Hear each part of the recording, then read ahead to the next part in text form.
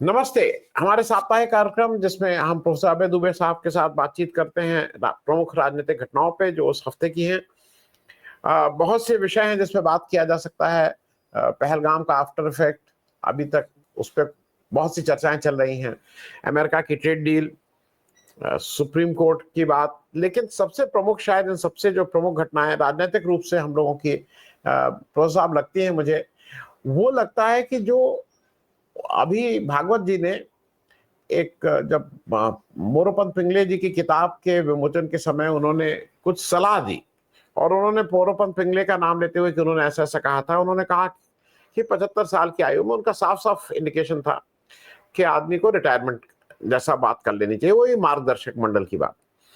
और ये भी फैक्ट है कि उसको लेके पूरे देश में माहौल बना और ये हुआ कि मोदी जी को ये डायरेक्ट कहा गया है और बीजेपी की तरफ से कोई इसमें रिबटल नहीं आया है। एक चीज धीरे धीरे क्लियर होती जा रही है अबे भाई, जैसा मैं देख रहा हूं कि जो भी जितना ताकतवर हो जाए, चाहे मोदी जी हो जाए चाहे अमित शाह हो जाए, लेकिन अंतोगत्वा लास्ट वर्ड अभी भी आरएसएस का होता है। मतलब आरएसएस के लिए बीजेपी एक संगठन है, इससे ज्यादा नहीं। ये सारा जो मामला हो रहा है इसका क्या रिपरकशन है, ये क्या क्यों कहा जा रहा है? लोग कह रहे हैं इसकी जद में तो वो खुद आ रहे हैं, वो भी 11 सितंबर को 75 साल के हो जाएंगे। बहुत से सवाल है, आप इसको कैसे देख रहे हैं प्रोफेसर? देखिए, अब तो मुझे ऐसा लगने लगा है, और पहले भी इसका अंदाजा था कि जो 4 जून को जो नतीजे आए थे और जब जिन नतीजों में मोदी जी ने बहुमत खो दिया, उसका सबसे ज्यादा लाभ राष्ट्रीय स्वयंसेवक संघ को हुआ है। मतलब ये अपने आप में एक थोड़ी सी विरोधाभासी और विडंबनात्मक स्थिति है कि उसका सबसे ज्यादा लाभ राष्ट्रीय स्वयंसेवक संघ को हुआ है। आप कल्पना कीजिए कि मोदी जी की 350 सीटें आ जाती लोकसभा चुनाव में, तो अभी मोहन भागवत की बात पर कोई कान न दे रहा होता, चर्चा ही नहीं हो रही होती, और ये सब कुछ संघ की दुनिया में ही ये बात उमड़ घुमड़ कर रह जाती। देखिए, देश के मतदाताओं ने वो जो परिणाम दिया था, उस परिणाम का विपक्ष को बहुत लाभ हुआ, कांग्रेस को बहुत लाभ हुआ और राष्ट्रीय स्वयंसेवक संघ को लाभ हुआ। तो राष्ट्रीय स्वयंसेवक लाभ, इस विपक्ष को तो लाभ होता ही है जब सत्ता पक्ष को बहुमत नहीं प्राप्त होता, लेकिन संघ को लाभ होने के नतीजे कुछ ऐसे निकले जिनकी अभी पूरी तरह से समीक्षा होने और उनको रेखांकित किया जाना बाकी है। उससे क्या हुआ कि सत्ता का जो केंद्रीकरण था हिंदुत्व के दायरे में, एक तो वो केंद्रीकरण अपनी जगह से हिल गया और वो एक तरह से सत्ता का एक विकेंद्रीकरण होना शुरू हुआ और संघ ने बाकायदा प्रभावशाली तरीके से सत्ता में हिस्सेदारी करनी शुरू कर दी। सत्ता में पहले भी हिस्सेदारी करता था, लेकिन मोदी जी के अंगूठे के तले हिस्सेदारी करता था। मेरा मानना है कि मोदी जी ने अपने पिछले 10 साल के शासनकाल में, यानी तीसरे वाले पहले 2 शासनकालों में, एक तो संघ के जो पॉइंट मैन होते थे, जो मंत्रालयों में तैनात रहते थे, उनकी संख्या बहुत घटा दी थी। और इसका बाकायदा श्यामलाल यादव ने इंडियन एक्सप्रेस में आंकड़ागत विश्लेषण किया था। अटल बिहारी वाजपेयी के जमाने में कितने थे, जब मोदी जी गुजरात में थे तब कितने थे, और पहले 5 साल में कितने थे, दूसरे 5 साल में कितने थे। ये सब बाकायदा तथ्यात्मक रूप से ये बातें सामने आ चुकी हैं कि संघ के कितने लोग सरकार में अपॉइंट किए गए थे और मोदी जी किस तरह उनकी संख्या घटाते जा रहे हैं। केवल एक ही ऐसा क्षेत्र था, शिक्षा वाला क्षेत्र, शिक्षा और संस्कृति का क्षेत्र, आप उसमें और जोड़ दीजिए, लेकिन व्यवहारिक रूप से शिक्षा का क्षेत्र, मतलब मानव संसाधन मंत्रालय कहते थे उसको, उसमें केवल संघ को मोदी जी ने खुली छूट दे दी थी कि आप जो मन में आए करें।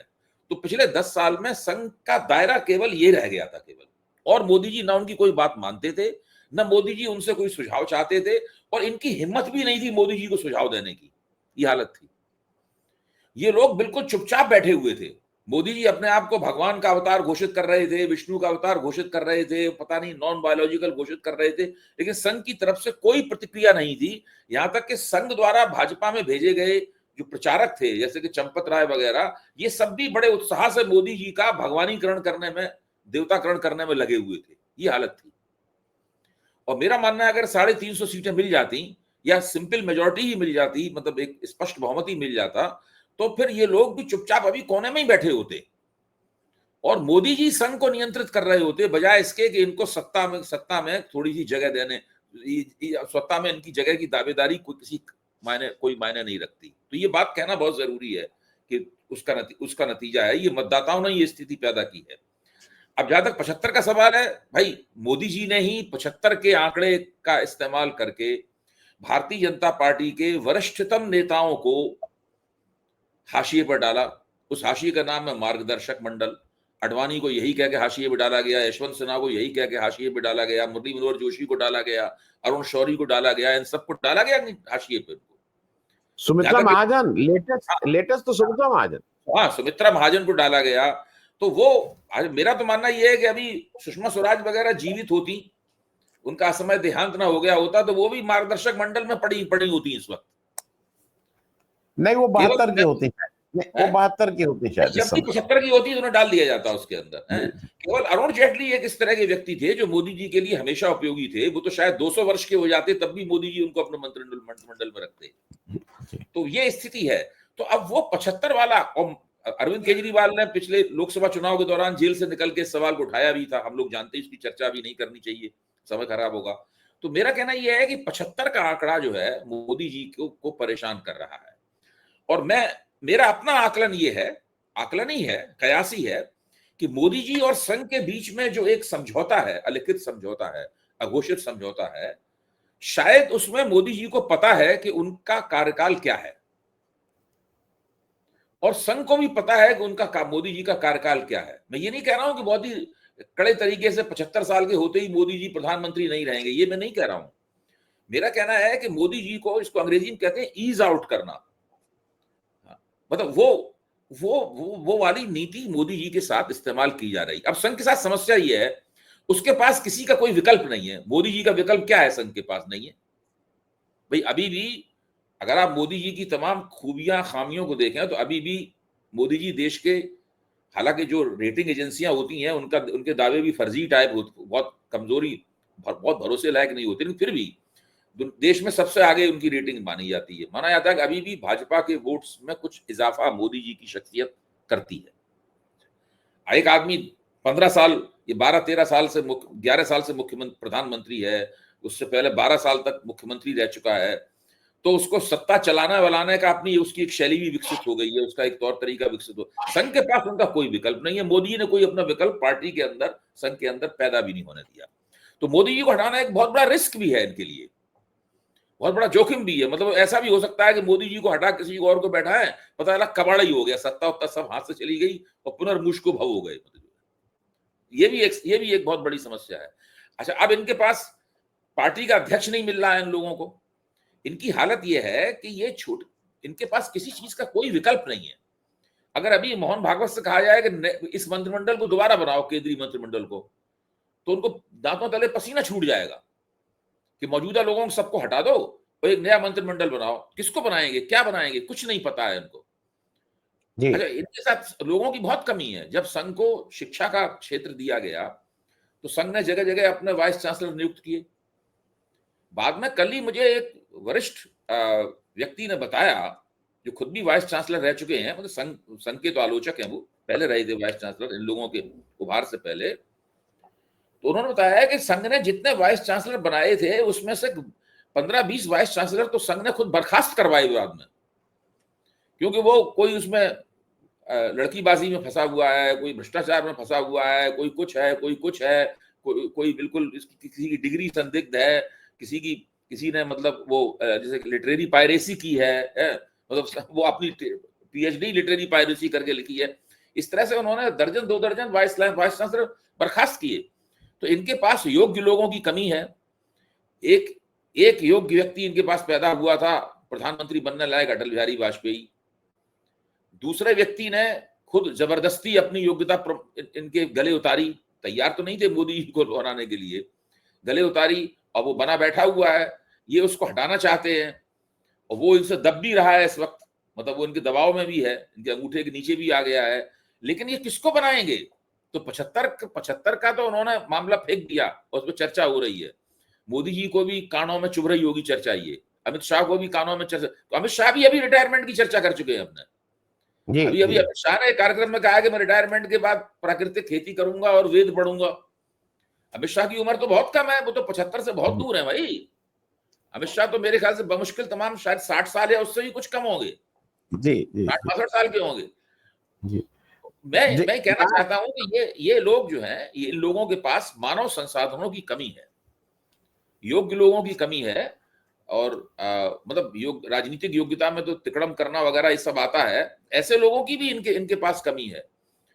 तो जी इन लोगों की जी समस्या भी है कुछ। जी जी मैं अब भाई देखिए, ऐसा है कि अमित शाह तो बिल्कुल स्पष्ट है मेरे मेरे नजर में, वो पैकेज डील के तहत आए हैं। मोदी जी अमित शाह की एक पैकेज डील है, तो आपको ये लेना है तो ये भी साथ आ रहे हैं। अब उस पैकेज डील में मोदी जी चले जाएंगे तो अमित शाह को लगता है मैं करूंगा क्या, क्योंकि वो बहुत अच्छे स्ट्रेटेजिस्ट हो सकते हैं, ईडी सीबीआई का बहुत अच्छा यूज करते हैं इलेक्शन, लेकिन मुझे ऐसा लगता है पॉलिटिकल पार्टी में वोट कौन दिलवाता है, ये सबसे अहम सवाल है। और उसमें अच्छा बुरा जो भी हो, मोदी के बाद अगर बीजेपी में कोई वोट दिलाने की ताकत रखता है तो उसका नाम योगी है। वो मुसलमानों के अगेंस्ट पॉलिटिक्स करते हैं, बुलडोजर चलाते हैं, लेकिन वो ताकत अमित शाह के पास नहीं है। लेकिन मैं इसमें एक और चीज अभी नया हुआ और वो डेवलपमेंट इंपॉर्टेंट है, जो बिहार में जिस तरह से इलेक्शन कमीशन बिल्कुल जिसको कहते हैं ना कि चरम सीमा पे था कि अब हमारा जो करना है कर लो, हम तो ऐसे ही करेंगे, बेईमानी पूरी तरह से कराने के उसमें था। सुप्रीम कोर्ट में आया, सुप्रीम कोर्ट में मामला आया, बहुत सी चीजें बोली गई। मेरे कुछ साथी लोग ये कह रहे हैं कि नहीं नहीं, सुप्रीम कोर्ट इस तरह का अंतिम निर्णय नहीं देता है, क्योंकि इलेक्शन कमीशन की भी वो मर्यादा रखना चाहेगा, वो भी एक कॉन्स्टिट्यूशनल बॉडी है। लेकिन काफी लगाम लग गई जब उसने कह दिया कि अच्छा, जो मेरी समझ है अबे भाई, वो समझ ये थी कि इलेक्शन कमीशन अब ये कह रहा था कि केवल फॉर्म पे साइन कर दीजिए, पेपर बाद में दीजिएगा। फॉर्म पे साइन कर दे, पेपर, वो फॉर्म पे साइन करा के रख लेने को ही मान रहा था कि सबमिट हो गया। और ये बिल्कुल सोची समझी वो थी कि ये 11 डॉक्यूमेंट्स में से खास करके मुसलमान जब नहीं देंगे तो ये उसको रिजेक्ट कर देंगे और फिर आपकी कोई सुनवाई नहीं। उस पे जब आधार, वोटर आईडी और राशन कार्ड को सुप्रीम कोर्ट ने ये कहा है कि भाई इसको भी कंसिडर करिए, लोग कह रहे हैं नहीं, कंसिडर करने के लिए कहा, ये नहीं कहा, तो वो कंसिडर ही बोलेगा दूसरी संवैधानिक संस्था को। तो मेरे ख्याल में अब जो डर था जिन लोगों को बाहर निकालने का, वो काफी हद तक उसमें काफी कमी आ गई है, क्योंकि आधार और ये सारी चीजें तो लगभग सारे लोगों के पास है। मैं इस पे एक टिप्पणी चाहूंगा कि इलेक्शन कमीशन का जो भी हथियार था भाजपा के कहने पे नहीं कहने पे, वो थोड़ा वो नहीं कर पाएंगे जैसा मुझे लगता है। आनंद जी, सुप्रीम कोर्ट की इन टिप्पणियों और सुझाव नुमा जो उन्होंने गाइडलाइंस ही पेश की है, सुझाव नुमा है वो, मैं ही नहीं मानता हूं कि इसमें कोई अंदेशे में कमी आई है। मेरा मानना है कि अंदेशा अपनी जगह कायम है, और उसका कारण है, सुप्रीम कोर्ट कह रहा है कि साहब 65-70% फॉर्म हमारे पास भर के आ गए हैं, किसी को नहीं पता है कितने फॉर्म में सर्टिफिकेट्स लगे हुए हैं, जहां लगे हुए हैं वो सही हैं कि नहीं सही हैं। अब ईआरओ नाम का एक पद है, इलेक्टोरल रजिस्ट्रेशन ऑफिसर उसको बोलते हैं। ईआरओ को अधिकार है कि वो हर फॉर्म के ऊपर ये डिसाइड करेगा कि इस व्यक्ति का नाम वोटर लिस्ट में रखना है कि नहीं रखना है। देखिए, ये ईआरओ जो है ना, ये ईआरओ बीएलओ नहीं है, ये बूथ लेवल दफ्तर नहीं, वो ऑफिसर नहीं है। बूथ लेवल ऑफिसर तो पार्टियों से लिए गए हैं बहुत बड़े पैमाने, आज उनकी लिस्ट भी छपी है किस पार्टी के कितने बीएलओ जो है वो चुनाव आयोग के साथ मिलकर इसमें काम कर रहे हैं। क्योंकि बीएलओ का महत्व है, इसलिए आरजेडी ने और सीपीआई एमएल ने बहुत बड़े पैमाने पर अपने बीएलओ की संख्या बढ़ाई है। सबसे ज्यादा बीएलओ भाजपा के हैं, लेकिन आरजेडी के उससे थोड़े ही कम है। उसके बाद अभी सीपीआई एमएल ने बहुत सारे कार्यकर्ता बीएलओ के तौर पर चुनाव आयोग के हवाले किए हैं। तो वो वहां पे बीएलओ तो अपना काम कर रहे हैं, ये बात सही है, लेकिन जब बीएलओ के जरिए फॉर्म्स निकल कर इनके पास आएंगे, ईआरओ के पास आएंगे, तो ईआरओ तय करेगा, ईआरओ को ये अधिकार दे दिए हैं चुनाव आयोग ने, ईआरओ ये तय करेगा कि उसको वोटर लिस्ट में नाम डालना है कि नहीं डालना है। तब असली खेल शुरू होगा, तब तय होगा कि जो एक्सक्लूजन का पैटर्न क्या है, वोटों को एक्सक्लूड करने का, वोटरों के नाम निकालने का पैटर्न क्या है। अभी मैं हमारे पुराने मित्र हैं दीपंकर भट्टाचार्य, सीपीआई एमएल के जनरल सेक्रेटरी हैं, तो मैं उनको सुन रहा था, तो उनका कहना यह था कि ये पूरा प्रोजेक्ट जो है वो एक क्यूरेटेड किस्म की एक ऐसी वोटर लिस्ट बनाने का प्रोजेक्ट है जो बिहार से शुरू होकर सारे देश में चलाया जाएगा, जिससे एनडीए सहज महसूस कर सके और मतलब उससे चुनाव जीतने में उसको सुविधा हो। कहीं कहीं नहीं भी जीत पाएगा उसकी वजह से, लेकिन मोटे तौर पर बहुमत प्राप्त करने में उसको सुविधा हो। एक बार एक ऐसी वोटर लिस्ट बन गई जिससे चुनाव जीतना अगर आपके लिए आसान हो जाए, इसका मतलब यह है कि आप संस्थागत रूप से परमानेंट मेजोरिटी की तरफ बढ़ रहे हैं। आपने एक ऐसा बंदोबस्त कर लिया है कि अब विपक्ष कितने भी उछल कूद मचा ले, कोई भी आंदोलन धरना प्रदर्शन कर ले, लेकिन चुनाव तो वोटर लिस्ट के आधार पर होगा।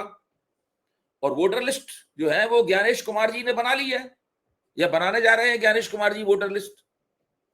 अब जैसे ही सुप्रीम कोर्ट ने कहा कि भाई आपको आधार कार्ड, राशन कार्ड और वोटर आई कार्ड इसके अंदर जोड़ना चाहिए, तो उन्होंने क्या जवाब दिया चुनाव आयोग ने, क्या क्या इसकी सफाई दी? उन्होंने सफाई दी कि आधार कार्ड तो पहले से ही है, जबकि वो 11 में आधार कार्ड शामिल नहीं है। तो उन्होंने कहा कि वो फलानी फलानी जगह अंदर लाइन में लिखा हुआ है। मतलब वो जो कंडीशंस अप्लाई वाले जो बहुत बारीक अक्षर होते हैं ना, जिनके अंदर आप कोई चीज लिख देते हैं और फिर जब बाद में मौका, कोई पढ़ता नहीं है उसको, जब मौका आता है तब निकालते हैं तो लिखा हुआ है कंडीशंस अप्लाई में। तो ये देखिए एक बहुत बड़ी तिकड़म चल रही है। ये सुप्रीम कोर्ट 28 तारीख को क्या फैसला देता है इसमें काफी कुछ निर्भर होगा, लेकिन मैं ये मानता हूं उस फैसले की काट की तिकड़म भी इन लोगों के पास है। जी जी, ये उस तिकड़म का इस्तेमाल करके ये सघन पुनरीक्षण जारी रखेंगे अपना, और वो एनडीए को कंफर्टेबल, एनडीए जिससे बहुत सहज महसूस कर सके, आत्मविश्वास एनडीए का बढ़ सके, ऐसी एक क्यूरेटेड वोटर लिस्ट सारे देश में बनाने की मुहिम जारी रहेगी। इसलिए विपक्ष को अभी भी अपने अब लगातार सतर्क रहना है, कमर बांध के इसके खिलाफ आंदोलन करने के लिए तैयार रहना है। जी अबे भाई, लेकिन मैं इसको एक तरह से और देख रहा हूं। मुझे ऐसा लगता है कि यहाँ पे जो ये इलेक्शन कमीशन की मतदाता सूची वाला मामला इलेक्शन कमीशन ने किया, ये समस्त ऑपोजिशन के लिए वेकअप कॉल भी हो गई, क्योंकि जैसे कहते हैं ना, they will not be caught napping. अब और मैंने कुछ कल ऐसी एक आंकड़े देख रहा था मैं। बिहार इस मामले में बहुत ही क्लोजली कंटेस्टेड 2020 का इलेक्शन था, उसमें कमी आएगी ये मैं नहीं मानता, उतना ही क्लोजली कंटेस्टेड होगा। 243 सीट में 240 सीट में एक अद्भुत आंकड़ा है। जो विक्ट्री मार्जिन है, जो जीत और हार का अंतर है, उससे ज्यादा वोट तीसरे कैंडिडेट को मिले हैं। मतलब जो फर्स्ट सेकंड के बीच का जो विक्ट्री मार्जिन है, उससे ज्यादा वोट तीसरे को मिले हैं। तो इसका मतलब ये जनरली ये होता नहीं। 243 में 240 जगह ये स्थिति है। मैं एक आंकड़ा और आपसे डिस्कस करूंगा और इस पे आपका एक रिएक्शन पूछूं। 52 सीटों में 5000 से कम अंतर पे हार जीते। आप समझते हैं विधानसभा में 5000 कुछ है ही नहीं। 5000 तो अगर डीएम साहब ठीक से लाठी लेके, इंस्पेक्टर साहब 2-4-10 इंस्पेक्टर लाठी डंडा लेके चालू हो जाए तो 5000 तो कुछ है ही नहीं। उस 52 में से 15 सीटें जीती जो क्लोजली कंटेस्टेड थे। 15 आरजेडी, 13 जेडीयू, 9 और 9 बीजेपी और कांग्रेस। ये बात मैं सिर्फ इसलिए कह रहा हूं कि वहां आरजेडी की स्थिति ऐसी नहीं है कि वहां उनका संगठन ना हो, उनके संगठन हैं और वो लाठी डंडा लेके तैयार है, नंबर 1। दूसरा, मेरे हिसाब से, मैं बंगाल के बारे में तो बिल्कुल निश्चित तौर पे नहीं कहूंगा, लेकिन बिहार में निश्चित तौर पे कहूंगा, वहां पे कम्युनिस्ट पार्टी, चाहे सीपीआई, सीपीएम, सीपीआईएमएल, ये सबके हर जगह संगठन है। हर कोई ऐसा जिला, कोई ऐसा प्रखंड नहीं है जहां से। तो वहां पे वो स्थिति नहीं है जो यूपी या मध्य प्रदेश या कहीं की बाहर विपक्ष के पास कुछ है ही नहीं। तो मैं इसमें कह रहा हूं, ये वेकअप कॉल मेरे ख्याल में विपक्ष के लिए तो एक मौका और दे दिया गया, और शायद कुछ चीजें उनके पक्ष में हो गई कि उनको वेकअप कॉल मिल गई, अपने को सहेजने का समय मिल गया, और शायद इससे कैसे मुकाबला करेंगे, इस पे एक छोटी टिप्पणी चाहूंगा। नहीं, मैं आपकी इस बात से सहमत हूं। इससे विपक्ष एक तरह की संग्रामी एकता में भी चला गया है। जो विपक्षी दल हैं वो केवल सीटों के, उनका चुनाव लड़ना सीटों के तालमेल में ही घट के नहीं रह जाएगा। वो लोग एक मुद्दे के ऊपर सड़क पे निकले हुए हैं, आंदोलन कर रहे हैं, कार्यकर्ता लोग एक दूसरे से जुड़ रहे हैं। उन्हें पता है कि उनके लिए जिंदगी और मौत का सवाल है। अगर चुनाव हारे तो उनकी राजनीति हाशिए पे चली जाएगी। ये सब बात आपकी सही है, लेकिन हम लोग जो भारतीय जनता पार्टी की जो संस्थागत तिकड़म है, हम लोग उसको कम करके अगर आंकेंगे तो फिर हम लोग अपने पैरों में कुल्हाड़ी मारेंगे। आप मध्य प्रदेश को मत भूलिए। अभी परसों भास्कर के पहले पन्ने पे एक खबर विस्तार से प्रकाशित हुई। वो खबर पढ़ के मेरे तो होश उड़ गए। और वो चुनाव आयोग नहीं बताया है, चुनाव आयोग ने एक रिपोर्ट में बताया है कि मध्य प्रदेश में ऐसे बहुत से घर हैं जिसमें एक एक पते के ऊपर 100 वोट दर्ज है, 50 वोट दर्ज है, एक एक पते के ऊपर 25, 30 वोट दर्ज है। और अगर उतने हाउस होल्ड्स यानी उतने पतों को उन वोटरों से आप उनकी लिस्ट भी दी हुई थी कि इतने पतों पे इतने वोट हैं, इतने पतों पे 100 वोट हैं, इतने पतों पे 25 वोट हैं, इतने पतों पे 50 वोट हैं या उससे ज्यादा वोट हैं, अगर आप उनका गुणा करें, सिंपल मल्टीप्लिकेशन करें, तो पता चलता है कि 20-25 लाख वोट जो हैं वो फर्जी हैं। खुद चुनाव आयोग ये कह रहा है। तो अब आप कह रहे हैं कि भाई सही बात कह रहे हैं कि विधानसभा में तो 5000 वोट से बारे नारे हो जाते हैं। तो अगर उन फर्जी वोटों को चालाकी के साथ में कुछ कॉन्स्टिट्यूएंसीज में प्लॉट किया जाए, निर्वाचन क्षेत्रों में प्लॉट किया जाए, तो आप चुनाव या तो जीत सकते हैं या अपनी जीत को, अपनी हार को कम कर सकते हैं या टक्कर में आ सकते हैं, बहुत कुछ कर सकते हैं आप चुनाव का। वो तो मध्य प्रदेश में जो चुनाव हुआ था वो उसके ऊपर ही बड़ा भारी सवालिया निशान लग गया है उस रिपोर्ट से। और वो रिपोर्ट किसी पत्रकार ने नहीं दी है, कांग्रेस ने नहीं भंडाफोड़ किया है, मध्य प्रदेश के जो चुनाव अधिकारी हैं उन लोगों ने भंडाफोड़ किया है उसका। अच्छा, अभी तक, और खास बात देखिए, विपक्ष ने अभी तक मध्य प्रदेश की इस खबर के ऊपर कोई प्रतिक्रिया नहीं की है। भाई अब तो महाराष्ट्र के साथ मध्य प्रदेश भी जुड़ गया जी, दिल्ली भी जुड़ गया था उससे पहले। बिहार में ऑलरेडी पायलट प्रोजेक्ट चल रहा है, एक क्यूरेटेड लिस्ट बनाने वाला। मैं उसको पवित्र और विशुद्ध लिस्ट बोलता हूं, क्यूरेटेड को बोलता हूं कि ये एक पवित्र और विशुद्ध लिस्ट बनाई जा रही है जिसमें ये नहीं होगा, वो नहीं होगा, वगैरह वगैरह, एक्सक्लूजन की प्रक्रिया के जरिए। तो ये जो पूरा हो रहा है देश में है, अब मध्य प्रदेश में 2 असाधारण जीतें भाजपा ने दर्ज की और बहुत कम अंतर से। मतलब जो पहले विधानसभा चुनाव जो माना जाता था हार गए हैं, वो जीत गए। और लोकसभा चुनाव जहां सब पूरे हिंदी भाषी प्रदेश में हार रहे थे, वहां सीटें कम हो रही थी, मध्य प्रदेश में उन्होंने अपना पिछला वाला नतीजा दोहरा दिया। अब पता चल रहा है कि वहां पे 25-30 लाख वोट जो है वो तो फर्जी है। अभी तो इतना ही पता चला है, और जांच किया है तो और भी ज्यादा पता लग सकता है। इसका मतलब राजीव कुमार जी क्या कर रहे थे इससे पहले? भाई राजीव कुमार जी के नेतृत्व में सारा हो रहा था ना। वो तो राष्ट्रीय स्वयंसेवक संघ के सीधे सीधे स्वयंसेवकी थे, कहते थे लोगों से निजी बातचीत में कि हम तो स्वयंसेवक हैं। तो ये जो पूरी संस्था का तिकड़म हो रही है, जिसके केंद्र में वोटर लिस्ट है, ऐसा पहले कभी भारत में नहीं हुआ। हम लोगों ने सोचा भी नहीं था। हम लोग तो ईवीएम में लगे हुए थे, हम लोग तो ये सब करने में लगे हुए। यहां तो मामला कुछ और चल रहा है। दिल्ली से धीरे धीरे ये इसकी पोल खुलनी शुरू हुई, महाराष्ट्र में इसकी पोल खुली, बिहार में संघर्ष जारी है और मध्य प्रदेश में इसकी पोल खुली। 4 बड़े प्रांत इसके दायरे में आ चुके हैं स्पष्ट रूप से। बाकी प्रांतों में क्या है पता नहीं है हम लोगों को। तो ये बहुत बहुत बहुत मुश्किल स्थिति है ये लोकतंत्र के लिए। जी, मैं अबे भाई एक इसलिए इस पे थोड़ा एक आपका कमेंट ले लूं। एक कल बड़ी बैठक हुई वन नेशन वन इलेक्शन की, उसमें पुराने सीजीआईज भी आए थे, सब चीज, मतलब सुप्रीम कोर्ट के लोग, उसमें बहुत सी बातें हुई।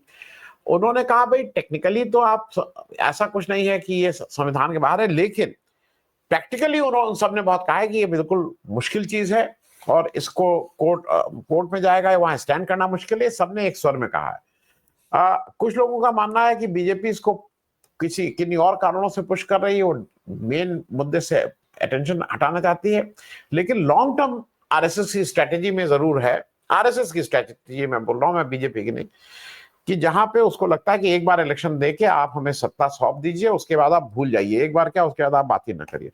ये वन नेशन वन इलेक्शन की एकदम से चर्चा जो शुरू हुई है, इस पे जरा आपकी एक टिप्पणी।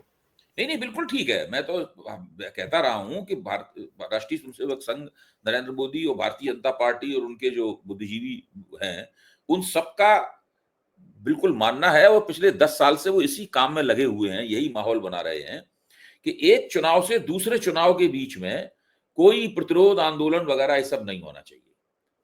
राजनीति का एक ही स्वरूप होना चाहिए, वोट डालना। बस आप वोट डालिए, उसके बाद में आप भूल जाइए, उसके बाद आप उत्पादन में लगिए, समाज के लिए उत्पादन कीजिए, अपना अपना अपना वक्त गुजारिए, परिवार चलाइए, सड़कों पे घूमिए फिरिए, पर्यटन कीजिए और आमदनी कैसे बढ़े वगैरह सब अपने उसमें भिड़े रहिए।